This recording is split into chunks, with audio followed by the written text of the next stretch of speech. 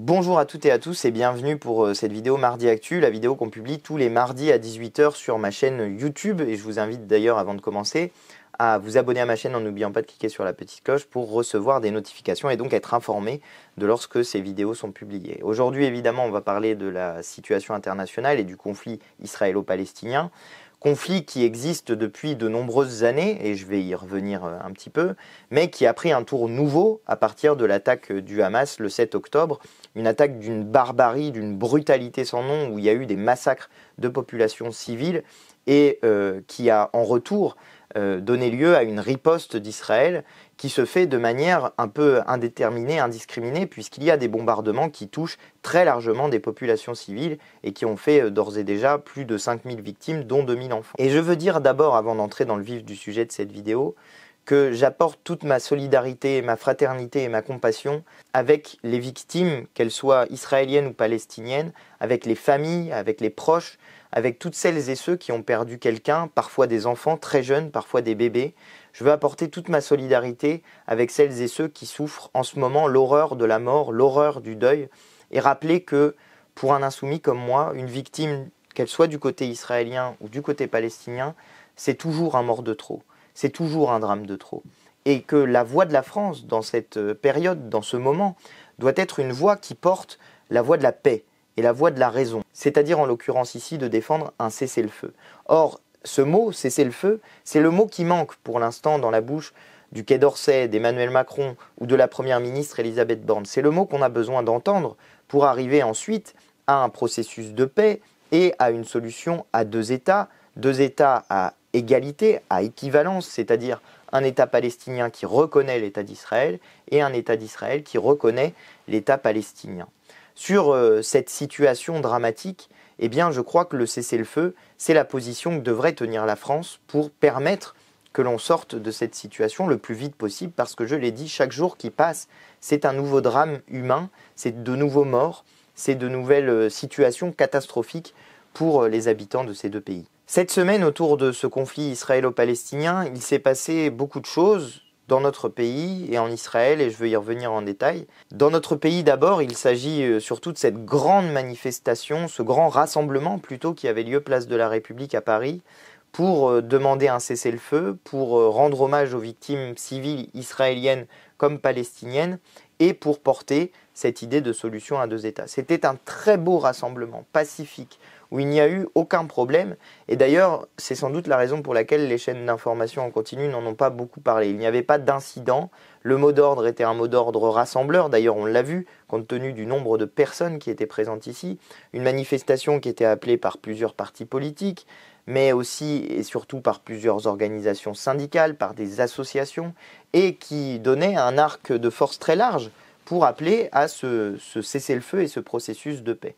Je crois que c'était un très beau moment que ce rassemblement place de la République, un très beau symbole, un symbole de paix qui était envoyé aux yeux du monde entier. C'était la première manifestation qui n'était pas interdite sur ce sujet-là, et je crois que c'était bien qu'elle puisse se dérouler. J'y étais avec mes camarades insoumis, et notamment avec Jean-Luc Mélenchon, et j'ai eu la chance de pouvoir participer, parce que j'étais à côté, ça se trouvait comme ça, à l'échange entre Jean-Luc Mélenchon et l'ambassadrice de Palestine en France, qui est venue saluer Jean-Luc Mélenchon, le remercier de son courage, parce qu'elle a dit qu'il avait des mots justes, et le remercier de son courage dans ce type de période où, comme vous le voyez, et je vais d'ailleurs en parler, nous recevons beaucoup d'insultes, de critiques et même de menaces, parfois pour nos vies, mais ne vous inquiétez pas, ce n'est pas ça qui nous fait céder, nous les insoumis. Donc il y avait l'ambassadrice de Palestine en France qui parlait à Jean-Luc Mélenchon. Elle a dit deux choses que j'ai retenues et qu'il me semble falloir partager avec vous. La première de ces choses, c'est qu'elle parlait de la situation concrète à Gaza. Et elle parlait de sa famille à elle qui se trouve à Gaza. Et elle disait, voyez-vous, ma famille, elle a suivi ce que disait Israël quand Israël a demandé d'évacuer vers le sud.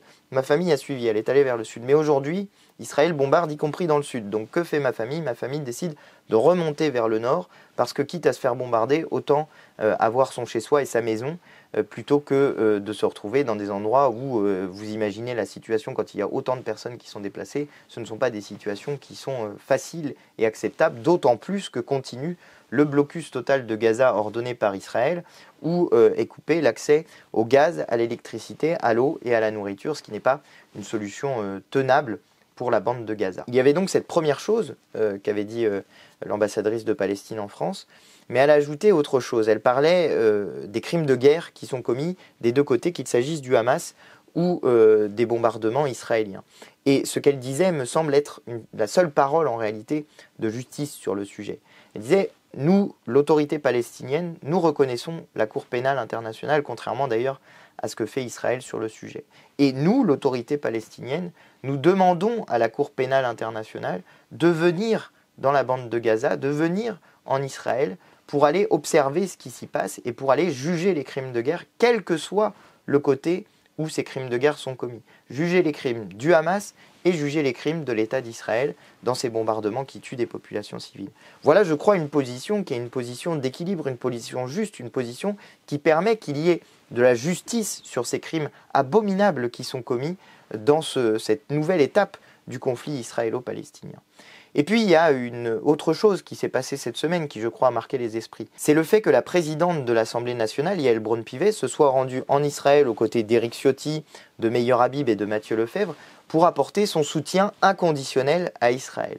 Alors il y a plusieurs problèmes qui sont posés par ce déplacement de Mme Braun-Pivet en Israël, et je vais y revenir, mais il y a d'abord un problème dans cette formule, soutien inconditionnel, dans une situation dans laquelle ce soutien inconditionnel revient à, d'une certaine manière, accepter le fait qu'il y ait des bombardements qui sont indistincts, c'était un énorme problème. Mais d'ailleurs, c'est la manière dont l'a dit Yael Braun-Pivet. Je vais vous lire les phrases en entier parce que j'ai été extrêmement choqué de cette prise de position de Yael Braun-Pivet, qui est faite d'une certaine manière au nom de l'Assemblée nationale.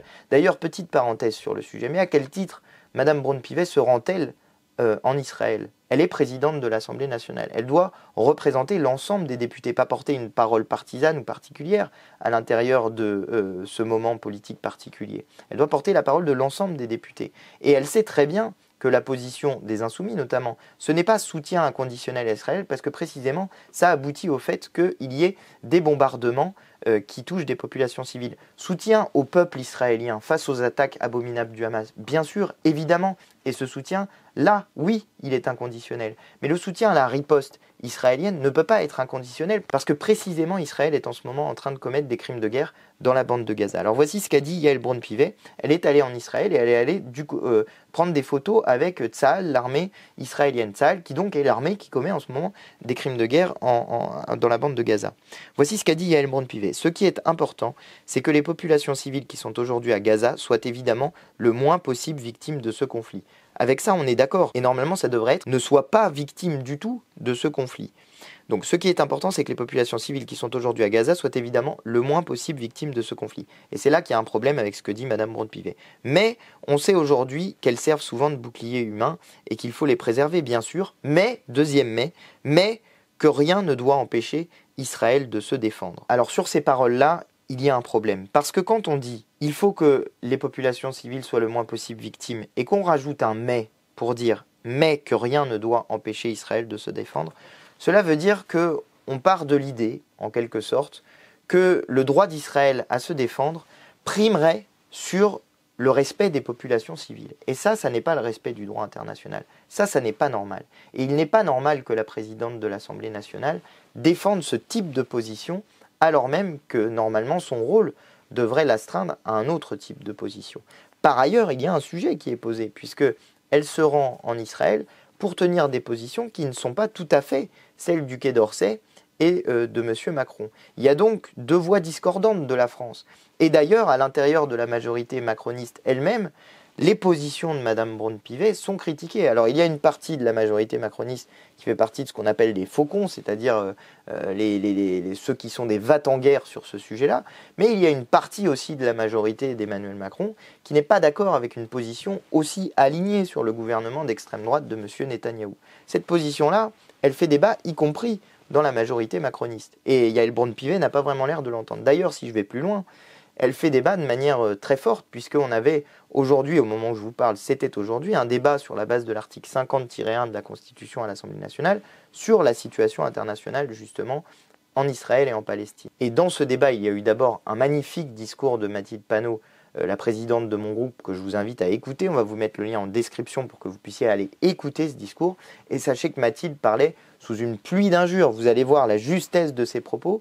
Et sachez qu'en face, il y avait des gens qui hurlaient, qui l'insultaient, et Mathilde a tenu bon.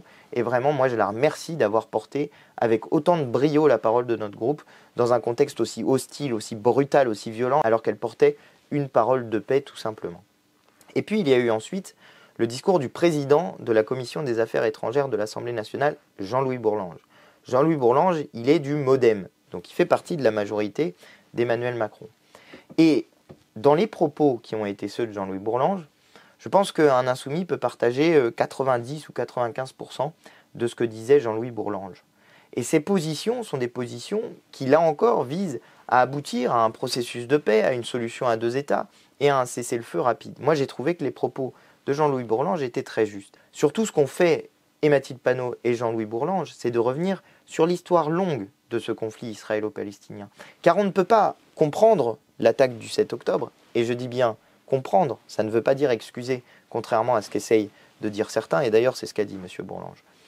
On ne peut pas comprendre ce qui se passe le 7 octobre sans revenir sur cette histoire longue, l'histoire longue de la colonisation de la Palestine par Israël, l'histoire longue des nombreux morts qu'il y a eu dans le cadre de cette colonisation, notamment en Cisjordanie. Et on ne peut pas non plus comprendre à quel point le désespoir de la population à Gaza peut s'être tourné ainsi, petit à petit, vers des solutions qui ne sont pas des solutions, qui sont d'une extrême violence, mais que certaines personnes, face au désespoir, se soient dit que la violence était une solution, une riposte possible à la violence qui était exercée par l'État d'Israël.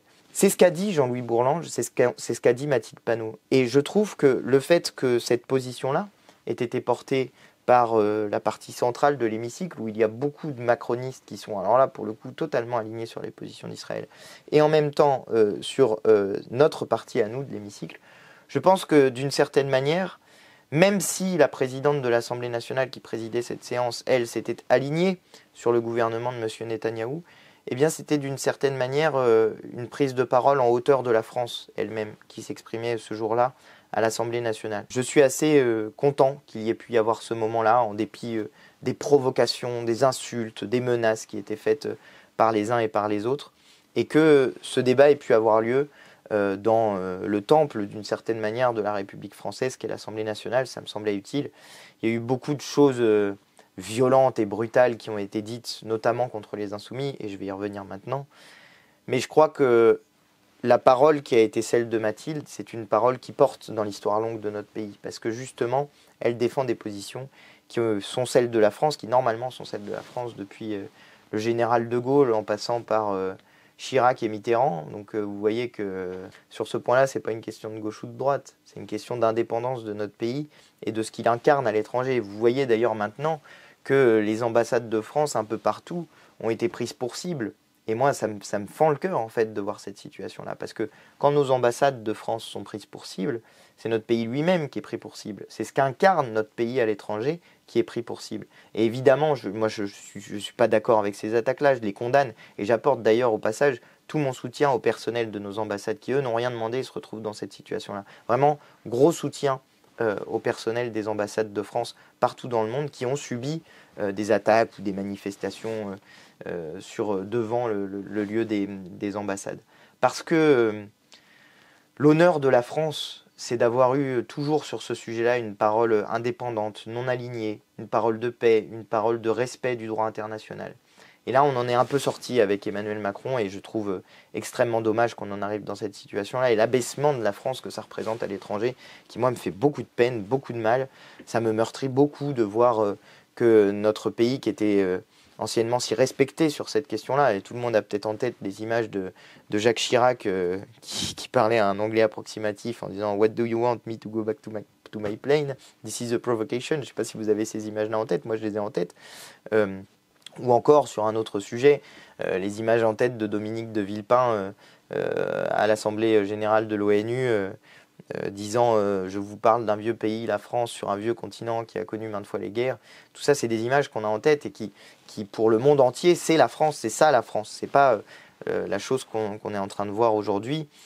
Et j'étais fier du fait que ma présidente de groupe puisse porter cette parole-là, en dépit de tout le venin qui nous tombait dessus, et qu'elle le fasse avec autant de brio et autant de force, autant d'aplomb, dans ce moment particulièrement pénible. Et quand je vois qu'il y a des gens comme Sylvain Maillard qui se permettent de dire que Dominique de Villepin, c'est la vieille France, hein, franchement, entre le niveau géopolitique et politique internationale d'un Dominique de Villepin et celui de Sylvain Maillard, franchement, je pense que 95% des Français choisissent Dominique de Villepin contre Sylvain Maillard. Donc parfois un peu de modestie, ça ferait pas de mal, monsieur Maillard. Et quand on a des personnes comme Dominique de Villepin qui s'expriment sur ce sujet-là, un petit peu de respect et de considération, ça ferait pas de mal, alors que le mépris dont vous faites preuve avec ce genre de propos n'est pas non plus à la hauteur de votre fonction, ni de député, ni de président du groupe majoritaire, enfin minoritaire en l'occurrence, mais qui aspire à être majoritaire, on va dire, en gouvernant avec les Républicains d'ailleurs, de l'Assemblée nationale. Vraiment, ça m'a beaucoup choqué aussi, ce type de propos. Dernière chose dont je veux vous parler, puisque comme nous avons critiqué Yael Braun-Pivet, comme Jean-Luc Mélenchon a fait un tweet pour critiquer les propos d'Yael Braun-Pivet en Israël lors de ce déplacement, de nouveau, Jean-Luc Mélenchon et les Insoumis plus largement sont accusés d'antisémitisme. Alors, ça n'est pas la première fois qu'on nous fait cette accusation. Une fois de temps en temps, ils nous sortent l'accusation. Personne ne porte jamais plainte contre nous, alors que l'antisémitisme est un délit. Ce qui montre bien le fait qu'en réalité, ils mentent et qu'ils savent qu'ils mentent sur ce sujet-là. C'est-à-dire, ils jettent du discrédit, ils jettent un propos qui est horrible, particulièrement pour les insoumis. Parce que ce que nous défendons, nous, avec notre programme, avec nos prises de position, c'est l'égalité absolue du genre humain, premièrement. Et le fait que nous devons penser désormais comme humanité universelle et non pas seulement comme nation. Très important. Jean-Luc Mélenchon, il avait utilisé une très belle expression pour parler de ça. Il avait dit qu'il était député du peuple humain. J'avais trouvé ça très beau. Député du peuple humain, ça veut dire je suis député de la République française, j'ai été élu comme député de la République française, mais plus largement, aujourd'hui, face au péril climatique, chacun doit se penser non seulement comme député de son pays, mais aussi comme député du peuple humain. Vous imaginez bien qu'avec ce genre de position-là, il n'est pas possible, d'une manière ou d'une autre, d'avoir quelque forme de discrimination que ce soit vis-à-vis d'une couleur de peau, d'une origine, d'une religion, d'un genre, d'une orientation sexuelle, que sais-je encore. Il n'est pas possible de considérer qu'il existerait des différences intrinsèques entre les êtres humains. Ça n'est pas possible pour un insoumis de considérer cela. Donc nous faire à nous l'accusation d'être antisémite ou de repousser des gens en fonction de leur religion, c'est une accusation qui n'a absolument aucun sens pour un insoumis, parce que précisément c'est l'inverse, et que nous sommes ceux qui combattons, ceux qui sont en face de nous dans l'Assemblée nationale et qui essayent précisément de diviser, en l'occurrence le peuple français, sur la base de la religion, en disant que d'une certaine manière, et d'ailleurs c'est ce qu'a dit M. Zemmour, c'est ce qu'a dit assez récemment M. Juppé, même s'il prenait tout un tas de précautions langagières pour le dire. En tout cas, Zemmour l'a dit de manière très claire. Il avait dit « l'islam n'est pas compatible avec la République ». Ben, nous ne sommes pas d'accord avec ça. Parce que précisément, la République a inventé un outil qui s'appelle la laïcité pour que n'importe quelle religion soit compatible avec la République, avec un mode d'emploi assez simple qui est de ne pas s'occuper des religions des gens et de considérer qu'on a face à nous des citoyens français. Et bien quand nous critiquons les propos de Mme Braun-Pivet, on ne fait absolument pas référence d'une manière ou d'une autre quelconque à sa religion ou à son origine, ou elle a dit que ce n'était pas sa religion, donc à son origine, ça n'est pas notre sujet. Et d'ailleurs, quand Mme Braun-Pivet avait été victime d'insultes antisémites et de menaces antisémites, elle avait trouvé les insoumis à ses côtés pour la défendre et pour dénoncer ces actes odieux, ces menaces odieuses. Donc qu'on ne nous fasse pas ce reproche-là, ça suffit maintenant, les accusations en antisémitisme, alors que nous défendons seulement des positions qui sont des positions de justice. Et donc quand on n'est pas d'accord avec Mme Braun-Pivet, on n'est pas d'accord avec Mme Braun-Pivet, présidente de l'Assemblée nationale. Le reste, d'où elle vient, ou sa couleur de peau, ou je ne sais quoi, ça n'est pas notre sujet. Nous parlons des propos politiques qui sont posés et nous répondons aux propos politiques. Donc nous critiquons ce qu'elle a dit là-bas et j'en ai parlé tout à l'heure. Voilà ce que je voulais vous dire, parce que moi, je ne suis plus choqué de ce genre d'attaque. Et c'est un problème que des gens comme moi ne soient plus choqués de ce genre d'attaque. Je veux dire, elles arrivent tellement souvent, elles sont tellement fréquentes, ces attaques, qu'à la fin, on finit par se dire, bon bah, une de plus. Mais non, ça n'est pas une de plus justement, parce que petit à petit, ils essayent de faire rentrer dans les têtes l'idée que nous serions soit des antisémites, soit, là en ce moment, ils nous disent carrément qu'on est des alliés du Hamas, des alliés objectifs du Hamas. Monsieur Darmanin a parlé quant à lui de djihadisme d'atmosphère. Vous imaginez si un insoumis met en place un djihadisme d'atmosphère, enfin, tout ça est abominable et horrible.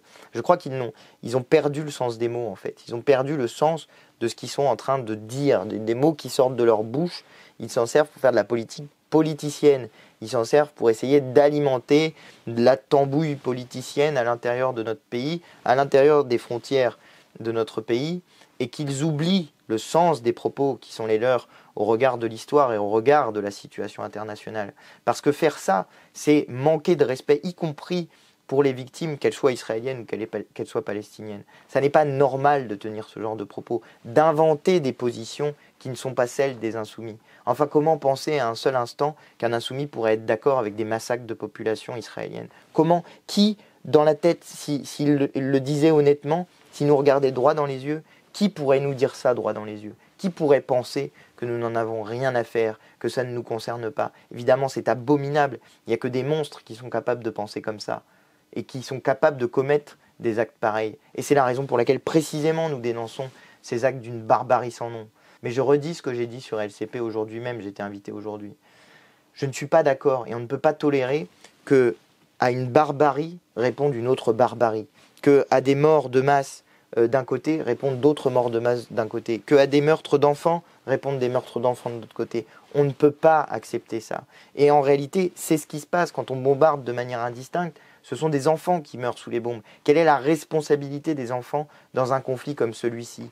Quelle est la responsabilité des enfants? Aucune. Les enfants ne sont pas responsables des crimes qui ont été commis par les uns ou par les autres, des décisions politiques qui ont été prises par les uns ou par les autres. Les enfants n'ont aucune responsabilité. Et chaque fois qu'un enfant se fait tuer, c'est un drame humain, qu'il soit israélien ou qu'il soit palestinien. On ne peut pas tolérer l'idée que dire que ce sont d'une certaine manière des victimes collatérales, ça fasse partie d'un discours normal. Ça, c'est pas entendable pour des êtres humains normalement constitués. Ça n'est pas possible de considérer qu'on peut dire ça et puis bon, on est passé à autre chose, je sais pas quoi. Ça fait partie après tout du débat politique ou de la politique politicienne. Enfin, moi j'aimerais qu'il y ait un peu de retenue, qu'il y ait un peu de solennité dans des moments comme ça, qu'on en revienne à des choses très concrètes. Ok, les insoumis ils tiennent une position qui n'est pas celle des macronistes, qui n'est pas celle des lepénistes. Ok, nous avons une position qui est différente des autres, nous défendons le droit international, nous défendons le cessez-le-feu, nous défendons le processus de paix, la solution à deux États. Bref, nous avons des positions sur lesquelles on peut nous critiquer, sur lesquelles on peut nous dire « mais non, ce que vous dites est irréaliste et puis vous ne prenez pas en compte ci ou ça, etc. » On peut nous critiquer sur nos positions, mais inventer des positions, inventer l'infamie contre les insoumis en les traitant d'antisémites ou d'amis du Hamas, ça c'est intolérable, c'est inadmissible. Ayez un peu de dignité dans les débats politiques publics. Ayez un peu de respect de vos adversaires dans les débats publics. Nous critiquons sur des positions politiques, point, c'est tout. Et maintenant, j'aimerais que chacun fasse de même. Alors bien sûr, comme à chaque fois, je sais que ça ne sert à rien de dire ça, mais au moins ça aura été dit une fois. Et peut-être que quelqu'un, derrière l'écran, se dira que finalement, en dépit de toutes les insultes que reçoivent les insoumis, eh bien, c'est les plus sensés dans cette histoire-là. C'est les plus justes. Et que parfois peut-être ils auront fait d'autres choix électoraux que la France insoumise. Mais écoutant à la fois les insultes qui pleuvent sur nous et écoutant la parole que nous essayons de porter, se diront finalement, après tout, ces insoumis, ils n'ont pas si tort que ça. Et je vais peut-être écouter d'un peu plus près ce qu'ils racontent parce que ça sonne bien à mes oreilles. J'entends quelque chose qui me plaît. J'entends des gens qui essayent de parler au nom de la France et au nom de l'intérêt général et pas des gens qui font de la politique politicienne. Voilà, je pense ce que je pouvais vous dire pour cette semaine qui était bien chargée. J'ai concentré mon propos évidemment sur ce sujet-là parce que c'est celui qui me semble le plus important.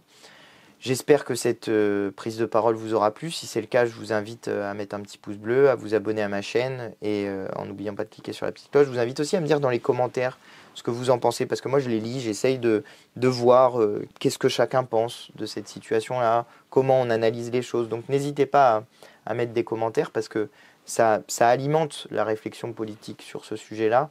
Ça permet aussi de constater qu'il y a d'une certaine manière deux mondes. Un monde de la sphère politique, politicienne, médiatique, dans lequel c'est une bulle. Alors on se fait insulter, Les gens qui regardent ça, ils doivent penser qu'on est des fous, des dangereux, des dingues. Je sais pas ce qu'ils pensent exactement, mais ceux qui regardent les chaînes d'infos en continu en boucle, ils doivent se dire que vraiment les insoumis ils sont partis dans le décor. Et puis il y a d'autres gens qui s'informent autrement par les réseaux sociaux, en allant chercher directement à la source les prises de position des uns et des autres. Et moi c'est pour ça que je fais ces vidéos-là, pour faire en sorte que vous ayez du contenu qui soit du contenu qui corresponde à ce qu'on raconte réellement sur le sujet, pas des propos qu'on nous invente. Parce que ça commence à bien faire, comme je le disais tout à l'heure. Voilà, j'espère que ça vous a plu. Je vous invite à partager cette vidéo si c'est le cas, à vous abonner à la chaîne également, n'oubliant pas de cliquer la petite cloche comme je vous l'avais dit. Et puis je vous dis à la semaine prochaine, à mardi prochain, 18 h, pour le prochain Mardi Actu.